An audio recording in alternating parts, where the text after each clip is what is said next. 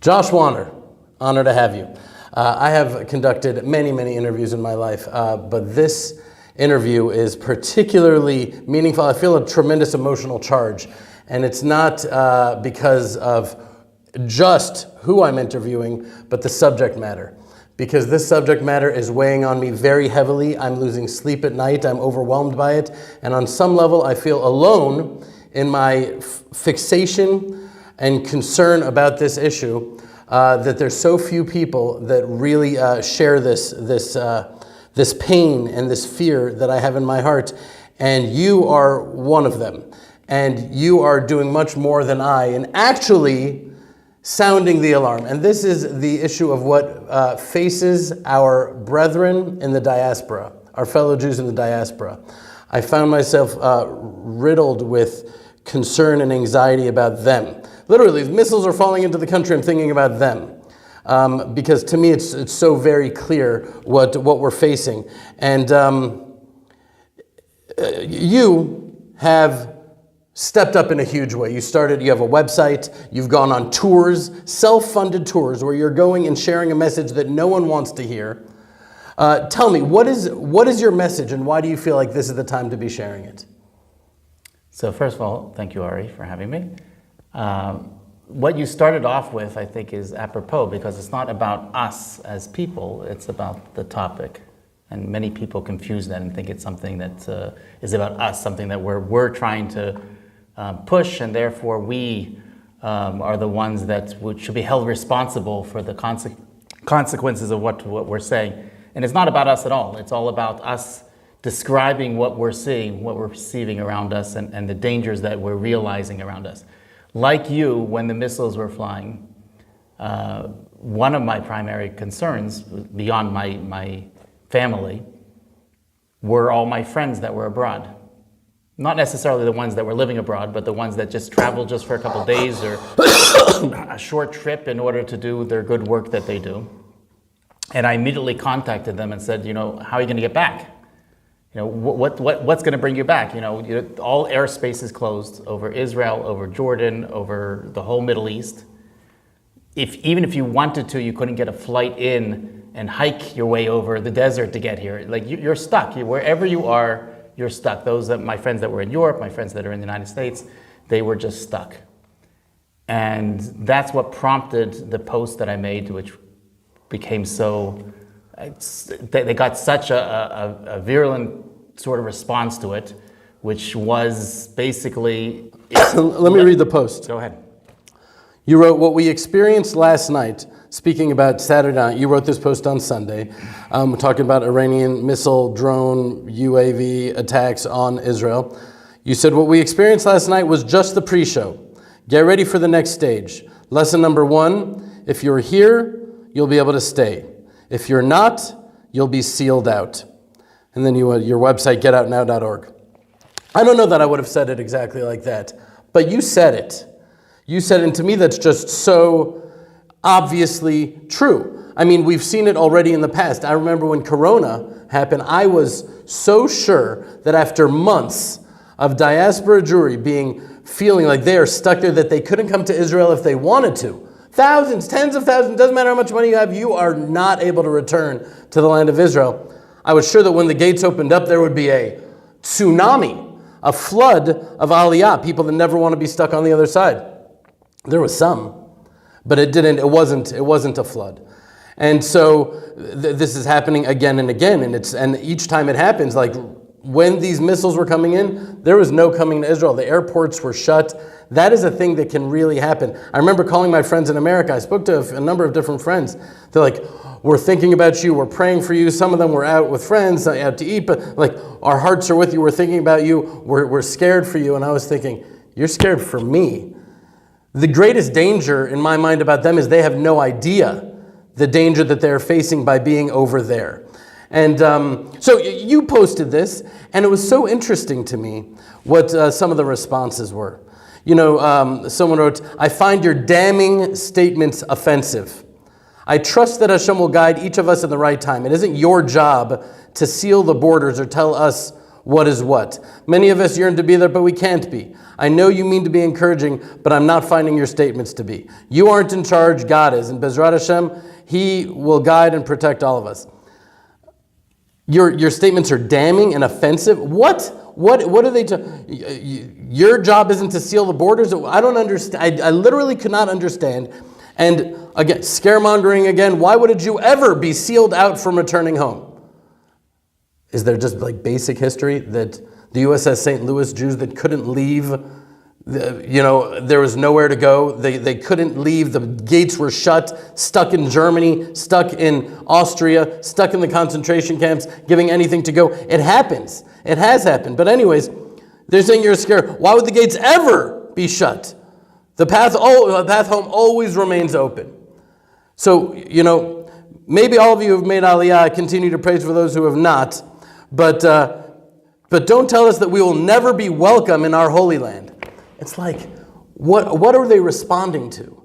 I don't understand these, as if you're saying that you're not welcome. You're not only saying you're welcome, you're urging them. You're begging them to return home. What is it? What is the psychological thing that causes them to pivot away from what your actual message is and say, no, you're not welcoming us, or you want to seal each other, you're judging us. There's not any judgment there. There's not anything to me. It's literally sounding the shofar, saying it's time to come home. And why do I say that? Just one scenario that isn't unlikely. Israel responds to Iran. Iran responds to Israel. Something happens throughout this massively charged tinderbox of the Middle East and the world right now. And while this happens, the gates are shut. All air travel is down. Not only that, sea is down. Shipments are down. Oil is down. There's a global economic crisis that comes as a result of this. And what happens in America? The whole world already now, they're blaming Israel for a response to Iran that we haven't even done yet. There's a massacre of genocidal proportions on October 7th. We respond, and all you hear is Israel's genocide. You don't even hear about October 7th anymore. It's so obvious that the Jews in Israel will be blamed for whatever happens, and every Jew anywhere in the world is going to have the finger pointed at them. And when there's breadlines, and when there's fear, and when there's the societal fabric of America is already torn at the seams, and from the right and the left, Jews are in the middle, it's so clear the Jews are going to be in a very dangerous and precarious situation. And that's what it is. It's saying, come home, and they're like, stop judging me. You're saying I'm not welcome. Where does this come from? So first of all, just a correction. During Corona, the gates were not sealed to everyone. The Jews could come home, but they would have to make the commitment of Aliyah. They would have to become Israeli citizens. And why do you think the state of Israel did that? For practical reasons. It didn't rise, the danger didn't rise to the level that they felt it was necessary to bring, to restrict everyone. And right. Jews, obviously, on an individual basis, those that wanted to come back could do so by going through the Aliyah process, and they would be checked and made sure that they don't have any which is, by the way, has nothing to do with Corona. One of the law of return, one of the exceptions of the law of return is if somebody's a wanted criminal, if somebody has a contagious disease, if somebody's deemed to be a danger to society, then they're not going to be able to come back. So on an individual basis, that wouldn't be a problem. I think that, and this is definitely all about God. God has upped the game here and shown that even if you want to make Aliyah, even if you're an Israeli citizen, even if you're a soldier in the IDF, even if you are, it doesn't matter who you are, if you're abroad when things start to happen, there is going to be a sealing of the gates and people are not going to be able to return. Now, why this response? As I mentioned to you, I think that the response is because there are people that this hits a nerve. They're very sensitive to this. They feel that they're good Jews living abroad, and they're doing what they feel is what they need to be doing. So God will not abandon them in their time of need. And when someone comes along and says, but the reality is different, and we're in danger right now, right? We're in 1938 Europe. And with all, God is definitely controlling the world, but he's also giving us an opportunity to act. In Megillat Esther, there are two queens. There's Vashti and there's Esther. And the Vilna Gaon, the Gra, says that both of these queens represent the Jewish people. Some people are shocked to hear this. They understand how Queen Esther, how does Vashti represent the Jewish people? So he explains that there are two segments of the population. You have the Jews that are like Vashti. Vashti was a passive queen. When she was invited to the party, she said, I'm not going, I don't have to lift a finger, I'm sitting back here, I'm doing my thing. And then there was the Esther Malka Jews that wanted to be proactive and understood you had to do things in order to get things done. Today, there are two segments of the Jewish population. There are those that are sitting back in exile, and they're saying, we want Mashiach now, right? We want Mashiach, we don't have to do anything, right? We're just going to sit back and wait for Mashiach to redeem us. And then there's the Esther Malka, the proactive segment of the population that understands that we have to prompt the redemption. The Geula But we play a pivotal role in this. Yes. So this exists today. You have a large portion, maybe half of the Jewish people, that are not in the land of Israel, and they're saying, we're just waiting to be redeemed. We're waiting for Mashiach to come. We don't have to do anything. God's going to take care of us. And it's like the famous mashal, the parable that's given about the guy when there's a flood and God sends out, a boat comes to save him, and he says, God's going to save me, and then a helicopter comes to save him, and God's going to save me, don't worry, and then he drowns, and he comes to heaven, and he says, God, I trusted completely in you, why didn't you save me? I sent you the boat, I sent you the helicopter. I sent you everything, so God is, for 75 years plus, has created us a state for the first time in 2,000 years that we can return to. He's opened up our gates. He's welcomed. We created a law of return that allows everybody to come back, gives them stipends, gives them assistance, teaches them their Hebrew language. It gives them a free one-way flight here. I mean, what else? On the wings of eagles, we can just get on a flight and you can come back to your homeland, your ancestral homeland. And for 75 years, many Jews have sat back and said, we're just waiting for Mashiach to come and save us. We're coming to a point in history where that is about to end, in my belief. I think that Hashem has been very generous, much more so than the cases in other times in history, during the Crusades, during the Inquisitions, during the Holocaust, during all these different times. And there are warning signs that are being given to us, right? The corona, like you mentioned, was a warning sign. And he's saying, come now. Our gates can be closed. They can be sealed. Come now. And then that didn't. If some people came, most didn't. And then the next stage happens, and now it's being sealed completely to everybody, including Israelis. And they come now and these are all warning signs that are being sent to us that it's time to leave now. It's time to come home. I feel like I just need to stand on a rooftop and scream, pack a backpack. Just get a backpack, make a one-way ticket, and come to Israel. Now, I know that that's not effective. And the truth is that I feel like I've had pretty good message discipline over the years, because I'm obviously a believer in Aliyah. I believe on a spiritual, religious, theological level that the land of Israel is the home of the nation of Israel, and that this is where we flourish. And so I share a message of mission, just the mission here, the joy, the fulfillment, the happiness that is the result. And that's been my message for so long, because it's true. I feel like on some level it's beneath the dignity of the land of Israel to be scaremongering. And so it's much better to attract people. And that's, the prophet Yirmiyahu, the prophet Jeremiah says, there's going to be the fishers. Yeah. And I always felt sort of like a fisher. And then there's going to be the hunters that are going to come for those that didn't come with the fishing. And I cannot, so for me, yes, it's beneath the dignity of the land of Israel to say, leave America now, come home now, your life is in danger, but I don't care right now about dignity. I don't care about anything. I don't care about theology or religion or any of that. I just want the Jewish people to open their eyes, see that something is happening right now.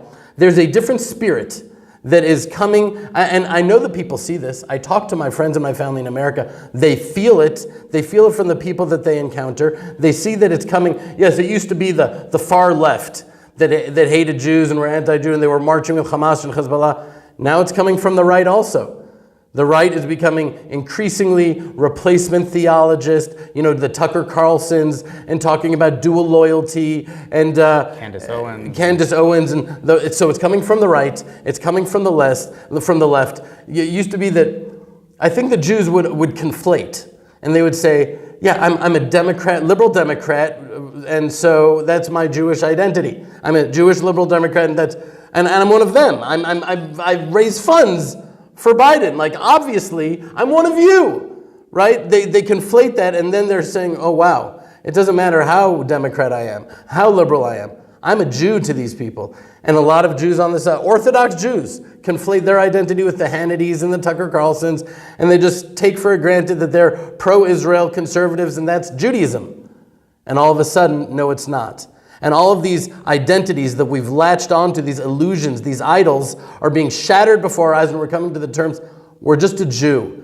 That's it. We are Jews. Nothing else. We're not conservative right-wing Republicans. We're not left-wing liberal Democrats. We're just Jews. And that is terrifying people. But it's terrifying them so much that I think they're just shutting it off, not listening to it. And that's why what you wrote and what you're writing and what we're saying is striking such a nerve. You even said to me on the phone, because I read this and I read the responses. There's so many more responses, but I called you and you said, actually, those people are fortunate, right? Explain that. Before I explain it, if I could just respond to what you just said. First of all, another teaching from the Megillat Esther, where we're right post-Purim right now, so this is obviously on my mind. Nevocha. Right, exactly. So the story, everybody knows the story of Purim and the Megillah and Esther, and everything's going well, and the Jewish people are very, very connected and influential, and they're even invited to the king's private party. They're really in the know. And then there's a twist in the plot, as we all know. And Haman takes the ring from Achashverosh, from the king, and he vows to annihilate the Jewish people. And the Megillah says, Va'ir Shushan Nivocha, that the city of Shushan was Nivocha. Now, what's the translation of Nivocha? It means perplexed, confused. Confounded. Yeah. Right. So there was a great rabbi that asked the question, what a strange adjective. If you woke up one terrified. Morning, exactly. You woke up and you opened up your newspaper, you turned on your phone, it says you're about to be wiped out. What feelings would overcome you? So you can imagine you'd be terrified, you'd be upset, you'd be distraught, you'd be scared, lots of adjectives you can use, but why would you be confused? So he says that's precisely the adjective that needed to be used. Because the Jews then, like the Jews of America today, thought that they had all the connections in the world. They had connections in the White House, they had connections in the Senate. They were at the king's feast, eating and drinking from the vessels of the temple. So much did they embrace this Persian. They had connections in the Biden administration, they had connections with the Trump campaign.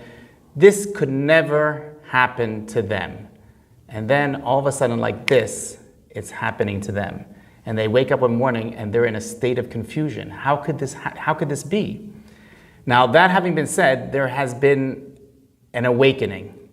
Since Simchat Torah, since October 7th, there's been an awakening. My friend Dov Lippman told me that there is an annual course that's given by the Jewish Agency in the United States on the foundations of Zionism. On an average year, they have between 100 and 150 attendees to this course. He says since October 7th, they've had over 9,000 applications. That means that, and he attributes it, I think correctly, to the fact that there are many, many unaffiliated Jews in America that woke up on October 7th and realized that as unaffiliated or as affiliated as they are going to be targeted as Jews. And they realized that if we're already to be targeted as Jews, we probably should find out what this means to be a Jew, because we're going. And this has really caused just a tidal wave of an identity crisis that's going on in America today. I would even call it an identity awakening, meaning the crisis would be if this weren't happening. And I don't know if it's happening to the extent that it needs to happen. Unfortunately, the Jewish people always figure out what's going on too late. This is our problem throughout Jewish history. When I spent a year going back and forth to Ukraine, helping with the refugees. And I didn't realize, I always wondered growing up, how is it that Jews remained in Europe pre-war Europe between 1933 and 1939, between when Hitler rose to power until the Holocaust began, how is it possible that they stayed? Like, why didn't they get up and leave? And then I watched in the Ukraine as bombs were falling on cities, and people were saying to me, oh, it's okay, it's going to pass. Tomorrow will be better, next week it'll be fine.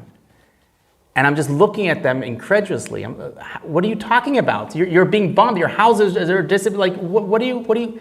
And we're watching it today unfold around the world, whether it be in Europe. Anti-Semitism is out of control in the United States, as you correctly said, coming from all different sides. And it's just going to take one little event. I don't know what that event is, but one little event that will push it over to the point where I'm not sure that they're going to point at Israel. Maybe, it could be. But definitely the Jew will be, we created the idea of a scapegoat. We are the eternal scapegoat. The Jewish people will always be blamed for what happens. And in the United States, I hate to say it, but in some ways the Jews are responsible for what's going on. There is a very large portion of the Jewish people that are very involved in the politics that we're seeing unfold today. There are many Jews that are in high positions in the government, national, state, federal, local government, and these people are going to be blamed, right? The Secretary of the Treasury is a Jew, right? The other people, they're going to look at them and they're going to say, you guys are the ones responsible. The people that even, whether it's true or not, that we run Hollywood, we run the media, whatever you want to call it, we're going to be blamed for it. And Jews around the world need to be prepared. They need to be ready for what's about to come. And again, this is not about me being judgmental. I just told your wife, your dear wife, I said I would hate to be in a position where I have to ever say, I told you so. That is the last thing I want. Right? That ship has sailed.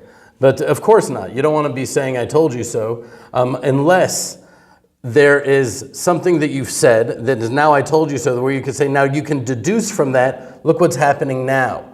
That's what I feel like right now. I'm in that position at this very moment because I've been saying that exactly this thing is going to be playing out. I've described it over the years. Jeremy always said, oh, you're crazy, and now it's happening. And now, so friends of mine are now listening to me more closely because I've said up until now what's going to happen. And it's not because I'm a prophet. I don't have any insight. I don't hear any godly voices. It's just clear if you're not afraid to look at the reality of the world for what it is, and you see the clear, and you understand the psychology of Tehran. You understand the deep spiritual roots of what's happening. You don't get lost in the political facades like, oh, it's the Palestinians wanting autonomy, and you understand like this is a global jihad, and it's a battle all the way from Ishmael and Yitzhak and what's really happening here. Esav. Sorry? And Esav. Right, and Esav, that's what it's all playing out. Well, I just want to say, yes, please, that I have nicknamed myself Cassandra. It's not because I've transitioned, but because if you're familiar with Greek mythology, Cassandra is a woman who was blessed with the ability to see the future, but was cursed that no one would believe her. So she was the daughter of Troy, and she tried to warn her father that the Trojan horse was a trick, and of course he didn't listen, and we know what happened. This is the story of all the Nevi'im, all of our prophets. They've constantly tried to warn the Jewish people of what's about to happen. And that's why you said this Cassandra thing. It never spoke to me. We don't have to borrow from Greek mythology. No. But I'll tell you why. Because the Talmud says, the Gemara says that Haman's seal was able to accomplish what 70 prophets were not. Isaiah, Ezekiel, Jeremiah, Yeshayahu, Yirmiyahu, Yechezkel. The acceptance of the ring of Achashverosh. Right, meaning that the prophets are calling the Jewish people to return their hearts to God, to believe in Him and not in these illusions and not these idols that we constantly believe in throughout history. But the Biden administration and our technology. All right. Think about what an American Orthodox Jew is thinking. He agrees with everything you just said. Right? We have to do tshuva, we have to return to God. The question is what that means practically. For them, that means we have to daven better, we have to learn better, we have to do more chesed and more mitzvot. That's their idea. What they often refer to as putting a brick in the Beit HaMikdash. That's how they build the Beit HaMikdash, is by doing their good deeds abroad. And this is, I think, a fundamental flaw in our generation, because this could have been the case for generations in which we didn't have a land of Israel that we could return to. By the way, a third of the commandments can only be performed here. So if you really are serious about commandments, this is the place to do it. But the Jews that are abroad are thinking to themselves, obviously we're living in troubled times, right? There's definitely messages going on. But what do I learn from this? What practically can I do? And they don't see moving to the land of Israel as a practical step. And I have to put a lot of the blame on their leadership. There are rabbis around the world that are afraid to speak up and afraid to say the truth, which is the time has come. It's time to get up and move to Eretz Israel. And they say that the best of them say, okay, so create a 5-year plan, create a 10-year plan, figure out after you retire. I was once speaking for a week in the 5 towns, New York. And I spoke to hundreds and hundreds of Jews about Aliyah.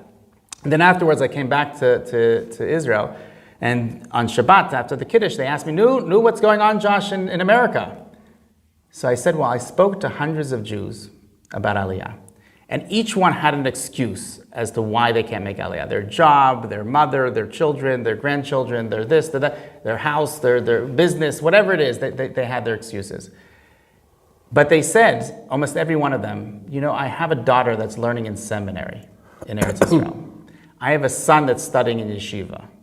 I have another son that he's serving in the IDF.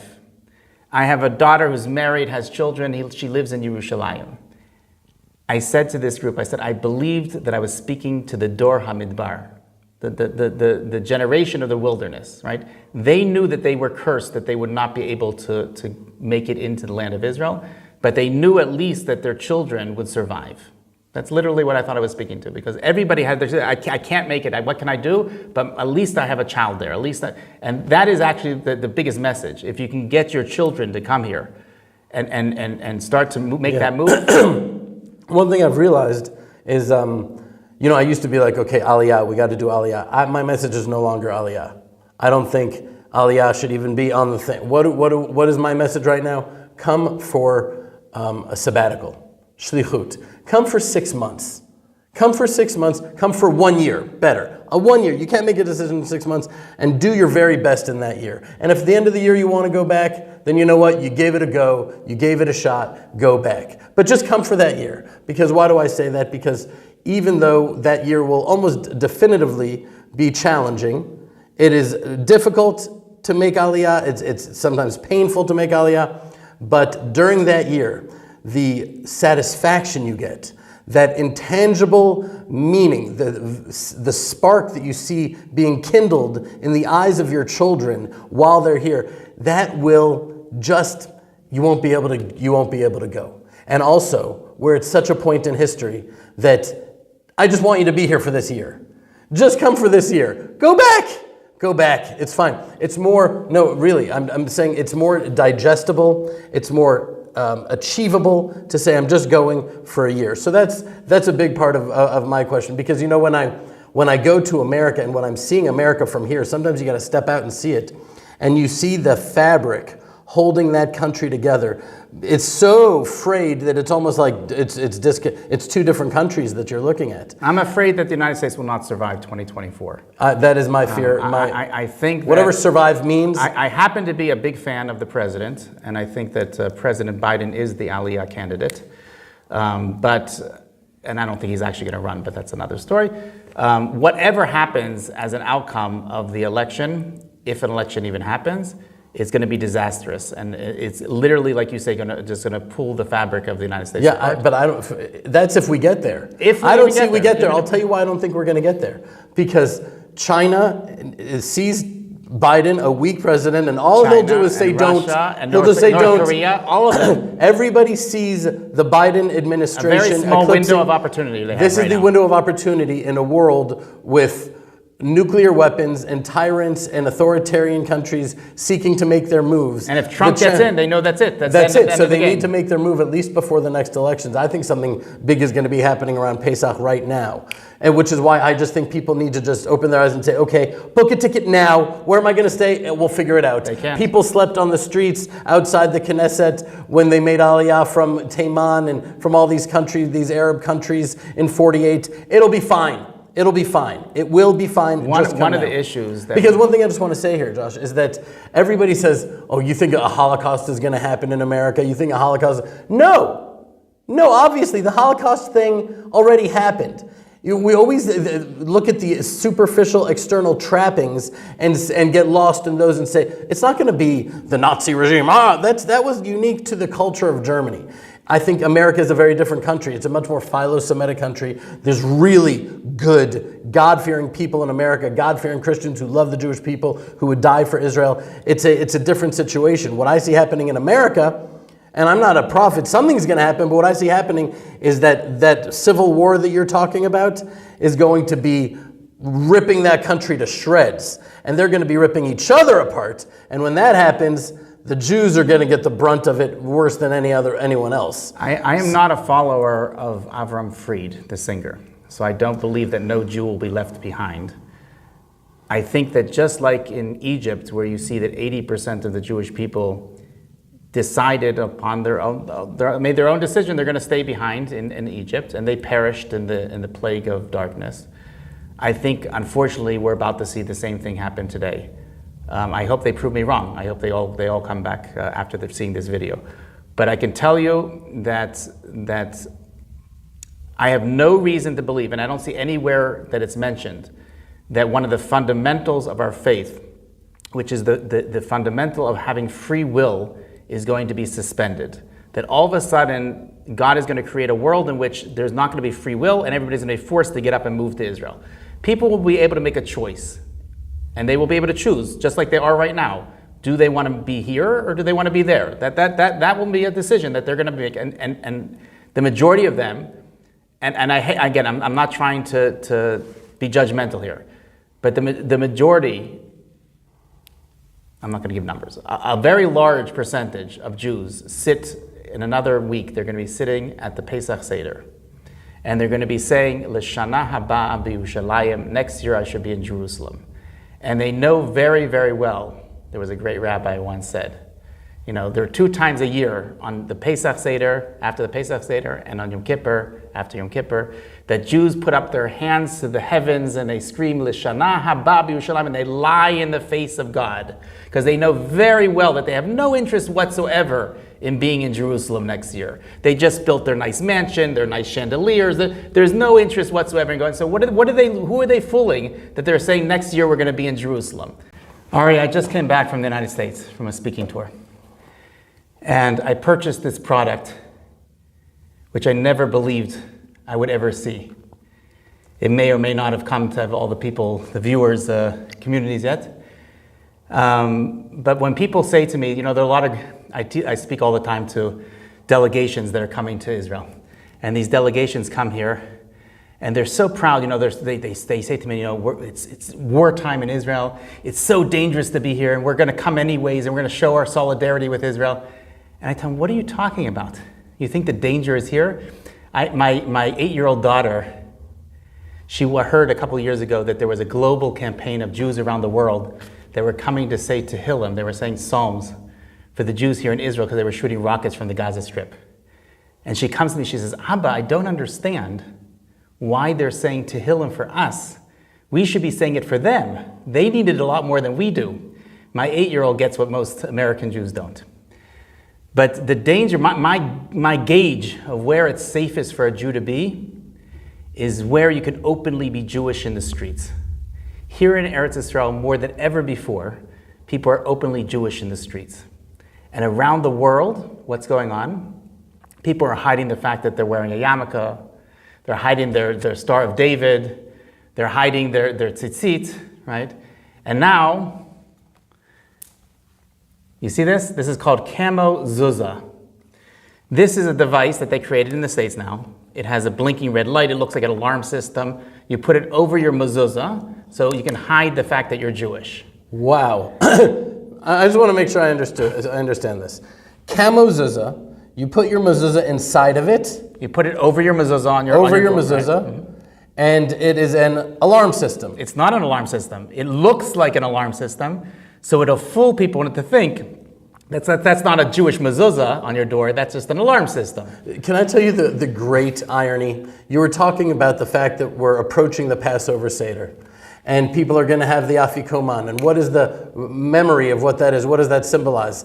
The Paschal Lamb, the Passover sacrifice. And what was that?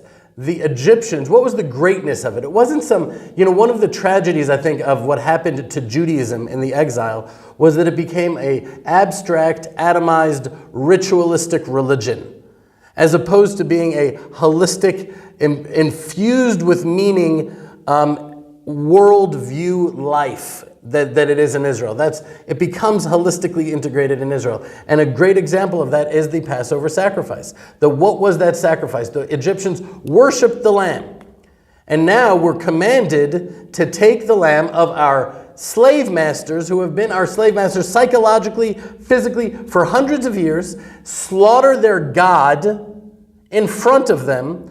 We can't put it in our oven and call it we're roasting a chicken. No, we have to skewer it whole. We have to tie it to our beds for 3 days beforehand to show the Egyptians that we're show tying them, up your God. and then we roast it outside our home, skewer it whole, meaning that if the redemption didn't come, the redemption that God has promised did not come, then every Jew who did that, they would be killed. And so a lot of Jews didn't do that because their fear of the Egyptians eclipsed significantly their fear of Moshe and the God of Israel. And they essentially cast their own lot. You know, they say this by the Revolutionary War in the United States. They say that every single signature on the Declaration of Independence was signing their death. Right? They knew that if they signed this document and it became public, that every one of them will be hanged. They were literally signing their death, and they understood this is it. But we have to do it because we believe in a higher power, we believe in a higher existence, we believe in a goal that is more than just our own lives. And they were willing to take that sacrifice. But that's what I think that this Pesach sacrifice really represents. For every Jew that is having a Seder and they have that afikomen, really what it means at this point in history, what does it mean to slaughter that lamb? It means all of your fears and all of the materialism and all of the illusions and the idols that are preventing you from actually coming back to the land of Israel. You are casting your own lot. And you could, God forbid, be among those 80% of Jews that the sages say did not leave the land of Israel. And that's like, it's so clear that this is not like an abstraction. And so who do we remember as the one that actually facilitated the exodus from Egypt? It was Nachshon ben Aminadav, right? The nation of Israel got to the sea, and they saw the Egyptians on one side coming with their chariots. They saw the sea on the other side. What were they going to do? Please send the temple down from the heavens. We're waiting. And one person said, no, it actually is about our action. We need to do something to meet God halfway. That's why there is a creation to begin with, for us to be able to catalyze and facilitate and act on our faith. And he went so far into the water, and then only then did the waters part. And that's, I think, those Jews who are willing to go into the water right now, that's what Aliyah is. That's what coming to Israel is. And if not, God forbid, but you could be among the 80% that's I would always wonder, I remember thinking, Seinfeld. I was like, Seinfeld, everybody loves Seinfeld. He makes everybody laugh. Jews, non-Jews, the number one show in America. If they turned against us in America, they're going to turn against Seinfeld? I don't know why it's so funny in my mind that I always thought, how would that actually look? And then someone just sent me a link of Seinfeld walking down the street, being harassed, harangued, Nazi, genocidal Nazi. Now you could say, they were saying that because he's a Jew and it's about Israel. It's always got a different mask. It's always got a different thing. But every Jew in America is feeling it. I have cousins, family, had rocks thrown at their menorah on Hanukkah that was in their window. Everybody's feeling it. Don't stick your heads in the sand. Look at it for what it is and recognize that you come to Israel, you have millions of your fellow Jewish brothers and sisters waiting for you. We've got your back. It can be challenging, but we've got your back. It's going to be okay. There's a beautiful medrash, Ari, that says that L'Asad Lavo in the end of times, that Eretz Yisrael is going to be like a huge hurricane. And those that are looking from the outside, they're going to see this hurricane, they say, that is the most dangerous place in the world to be. But those that are inside, those that are in the eye of the storm, it's going to be completely calm. Here in Eretz Yisrael, it's going to be completely calm. And it's only from the outside that it looks like it's the most dangerous place to be. It's the same thing today. People say that how can you go there? It's so dangerous. And they don't understand that this is going to be the refuge. This is going to be, and that's what all the prophets speak about. It's clear that this is going to be the last refuge of the Jewish people. Yeah. They say the chicken grows as the egg decays, right? When you're looking at the egg from the outside, it looks really bad. Right? But from the inside, something new is being birthed. And that's what's happening right now. One of the great Aliyah pitches, we're out here on the southeastern tip of settlement in Judea. We don't have fences, security. We're just here. I feel a tremendous amount of serenity and peace and security here. Even as the sirens are going off, I did put my family in the safe room, but I walked outside. And I was patrolling and protecting, and I looked up in the sky, and it was like, I felt like I was watching the celestial angels battle on our behalf. These missiles shooting up, and we're just sitting here in the eye of the storm, secure and protected. This is the only place that I actually really feel secure and protected and safe. And so one of the things that the best Aliyah pitches is this nearby village called Ibei Hanachal. Okay, they live in caravans. They're starting to build homes now. They were advancing on the building of the homes that stopped October 7th, by and large. But you go to these homes and you see families in caravans. 7 kids, 9 kids, 11, 12 kids in a caravan. Now in America, we know the connotation of a trailer home, and it's like, here it is the opposite, right? And I take people to go to meet these kids. Because, listen, it's not every kid in America. There's a lot of great kids coming up in America. But the kids there are facing challenges that are cripplingly overwhelming and disproportionately affecting them, where a lot of them, I meet them here and they're like drooling, watching their devices, 10 hours on TikTok. And then they're confused, and they're in their colleges and the Palestinian, and what about their narrative? And of course I'm going to write my pronouns on my thing, and just the confusion and weirdness and disorient. And then you meet the kids here.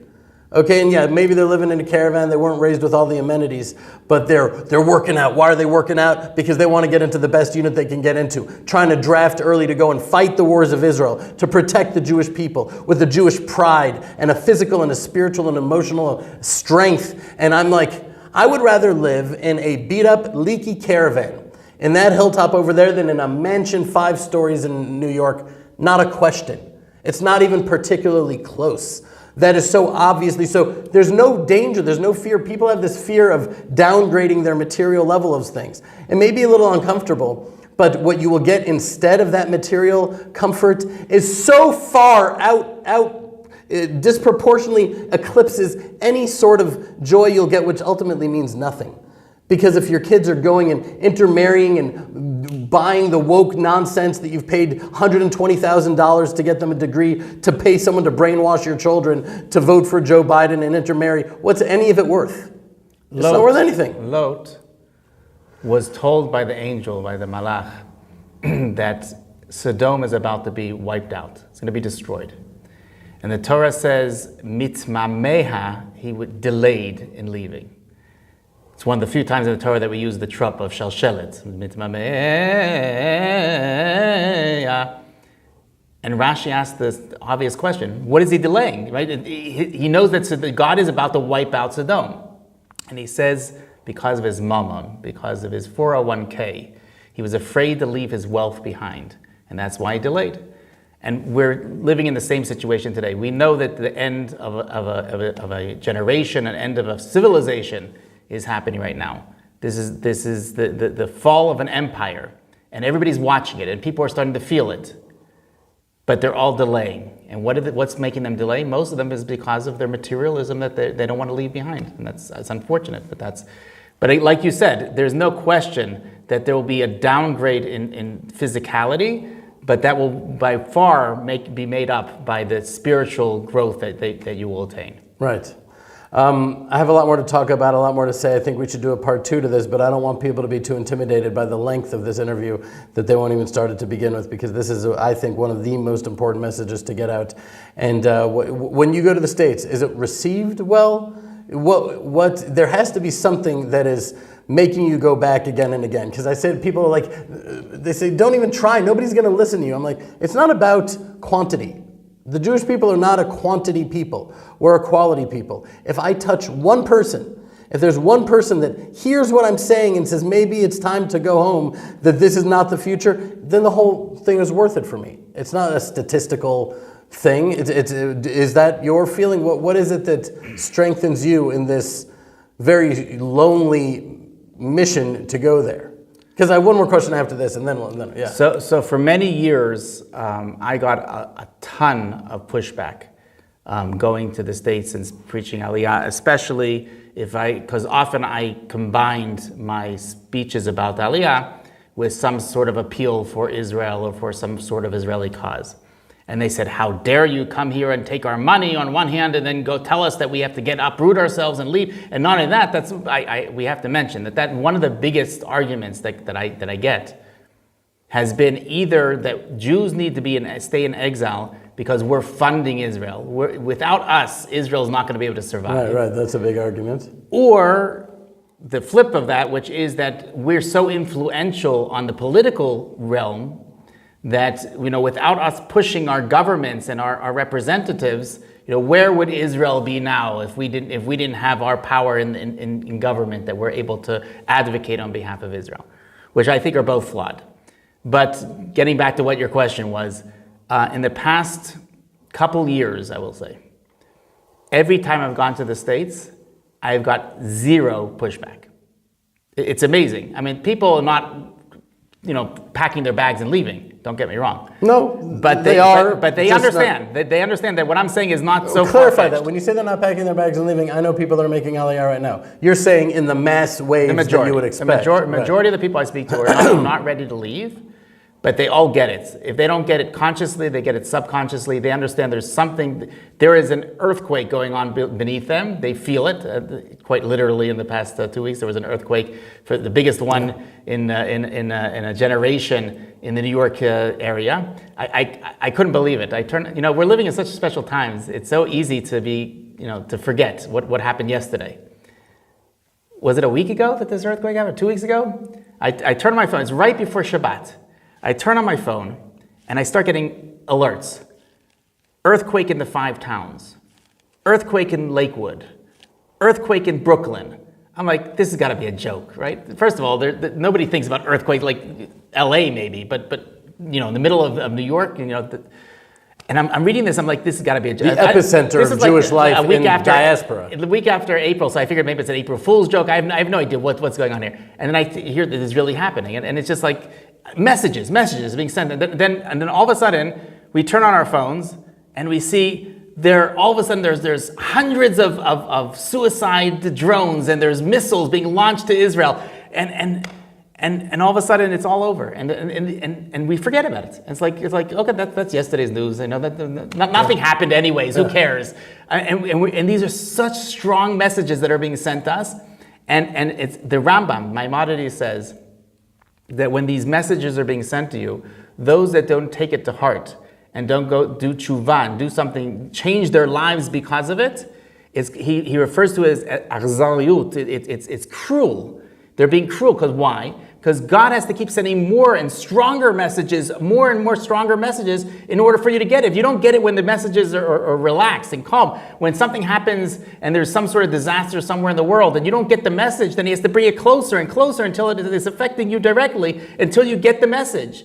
So by the way, a lot of people say, when I take that line of reasoning, they say, well, you don't understand God's words. All of a sudden, you're able to interpret his messages. You know what the message is? And I say, no, I don't. But I do know that God is communicating with us, and we're supposed to try. We're supposed to seek understanding. And if we seek understanding, and we really look at the event and say, what is Hashem really telling us? That for a moment, I'm not going to be afraid of seeing it or hearing it, but I'm really going to see it for what it is. And then we hit the truth, you feel it. You feel it in your heart that you hit the truth. If it's an interpretation that you have coded upon it in order to hear what you want to hear, okay, you don't feel that in your gut. You know, what I'm saying is that it's just a matter of being intellectually honest and courageous enough to see what it is and saying, Hashem, please help me understand what you're trying to communicate right now. The Rambam is abundantly clear. When things happen, and he was not this Kabbalist, he was quite the opposite of a Kabbalist, right? He was a guy that was very much into science and into nature. And he says that when something happens, when there's a plague, when there's a drought, when there's an earthquake, when something's going on, we need to take that to heart and understand this is a message. This is not just things do not happen randomly. There are things that it's true. There are certain things that we, because of the amount of progress that we've had in science, we're able to foresee that there's going to be an eclipse way before it happens. So an eclipse to me is not the same as an earthquake. We can't predict earthquakes. We can't predict an eclipse way in advance. So all the people that have this whole thing about the eclipse, okay, whatever, eclipse to me is not nearly as powerful as when there's an earthquake, as when there's missile strikes, when there's whatever those are things that we cannot predict they're going to happen. When they happen, we have to take it to heart. Not only are we allowed to take it to heart, we have to. It's cruel, the Rambam says, not to take it to heart. We're living in such spectacular times, and you know this is one of the things when you have to see reality. Tovia Singer said it beautiful. He said that, you know, the prophets. This is actually a shocking statement, but it's 100% true. The prophets are not always right. Everybody says, how could that be? The prophets are always right. That's God's words. No, the prophets are right when they're prophesying. But often you see that the prophets receive a prophecy, which is 100% correct. This is God's word. And then they interpret that prophecy incorrectly.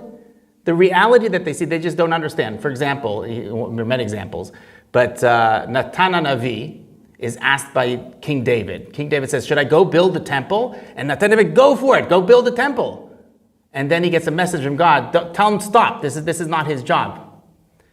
There are times when the Nevi'im also are wrong, that they misinterpret the reality of what's going on around us. He mentions this by the three oaths that are mentioned in the Gemara in Ketubot. And one of those oaths that, as many rabbis misinterpreted, was that we're not supposed to go back en masse to Israel. We're not supposed to go back to the land of Israel. And he says that under the reality that they saw, this made perfect sense to them, the way it was. But today we're living in a different reality. The idea that he explains, which I think is beautiful, I mean, I never heard this interpretation the first time from him, is that unlike all the other nations that have conquered Israel from having an army that was outside, the Romans, the Turks, the British, they had their huge armies and they came into Israel and they conquered Israel. We're not allowed to do that. Lo ya'ale b'choma. We're not allowed to conquer from the outside. What happened to us? The Jewish people came back to Israel and we built an army from within. We didn't come and conquer it from the outside. We built an army from within. But you would never understand that, right? If you were living 100 years ago, how would you understand that the Jewish people are going to return in millions, in mass, back to Israel without any armies? We're not going to conquer Israel. We're going to build an army from within and we're going to be a strong army. These are things that the Satmar Rebbe, they're great rabbis that were able, that just misunderstood, just like the Nevi'im. It's not a slight on them. The prophets themselves made mistakes. They saw prophecy and they just didn't understand the reality they were seeing. We're living in a reality today that half of the Jewish people perhaps are just completely misinterpreting what's happening. Yeah, I hear what you're saying. My aversion to that entire line of thinking is that you don't need a secular Jew that is not, what's the word for unaffiliated Jew could be like, okay, that whole language doesn't speak to me. I'm not a believer in God. So let's just walk away from this entire subject because I'm not making the purpose of my calling this interview. That speaks to me, and there's religious Jews that may speak to in Brooklyn and whatever. But the majority of Jews, my message to them is, this is not about any sort of theological, prophetic fulfillment. This is just an issue of look at history, open your eyes right now, see the writing on the wall, it's happening again. It never hasn't happened. There's no country we've ever gone to where we've stayed there forever. It's time to come to the only place that you're actually physically safe. You're a Reform Jew, come bring your Reform stuff here. I have a friend whose daughter studies in NYU. It used to be fondly called NY Jew because of the large Jewish student body. And he now refers to it as NYU El-Quds. He says his daughter and her roommate were locked in their dorm room for 2 weeks straight, afraid to leave their dorm room. I don't know why he keeps his daughter there, that's another story. But the Jews that can be completely unaffiliated are now waking up. Like I said, I deal with delegations from America all the time, religious, secular, whatever. For the first time, there's another phenomenon that I just realized. I never had secular Jews. The vast majority in the past few decades of Aliyah, the vast majority of Olim, of immigrants to Israel, have been religious Jews. Vast majority. Somehow affiliated with Judaism. I've gotten, in the past, just since October 7th, I've gotten so many people that are completely unaffiliated. They say that, we have nothing to do with Judaism, but we're thinking for the first time about Aliyah. But again, I hope that they're not coming, and I'll say it in two ways. The majority of Jews that have come back to Israel have come here because they're running away from something. That's just a fact. We ran away from Europe, we ran away from Taiman and Morocco, and we were running away from something. Fortunately, once we got here, we realized that this is the place that we want to be. There are many Jews around the world, and they use this as a temporary stepping stone. Right? We're going to run away during Corona. We saw this happen. This actually happened. There were Jews that made Aliyah and came to Israel during Corona. And then they realized Corona's over. It's time to go back. And they didn't commit completely to living in the land of Israel. They were using this as a temporary place of refuge. We're going to come here. And they didn't realize that what's drawing them here should not be that they're running away from something, whether that be AntiSemitism or economics, financial, whatever the issue is. Don't come here because you're running away from something. Come here because you understand the greatness of the land of Israel, and you will stay. If you're coming just temporarily to run away from something, and again, I'm all for saving Jews, and they should come here for whatever reason they come here. And again, we have an idea of mitoch lo lishma balashma. We hope that they'll come here and they'll realize, like many of the Jews did, that this is the best place in the world for Jews to be. But that having been said, if you come here with the right mindset, and you come here because you understand that this is just the most amazing place in the world. This is the place where Jews can feel free, the only place in the world that a Jew can feel at home, then it's not just a matter of me temporarily running away from something, some enemy or something that's that's. This is something that we are just... Which, by the way, that's just, we can agree to disagree, and we should probably wind this down now. But if you are just running away from something, still a good idea. Always still a good come. idea. Meaning when Nachshon ben Aminadav went into that sea, he didn't know what awaited him. It's natural to come here with certain question marks that you don't know the answer to, and that's part of the beauty of it. That's part of what makes it such a rich and fulfilling and surprisingly enriching experience, is that there are question marks that you don't know the answer to.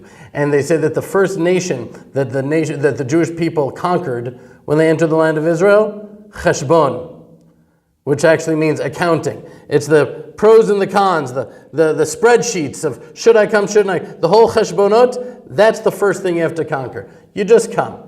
It doesn't matter what the reasons are. Jump into the sea. And with I'm not going to agree to disagree because I agree with you. So. You agree with me. Thank you so much, Josh Wander. Thank God you. bless you. Thank you, Ari.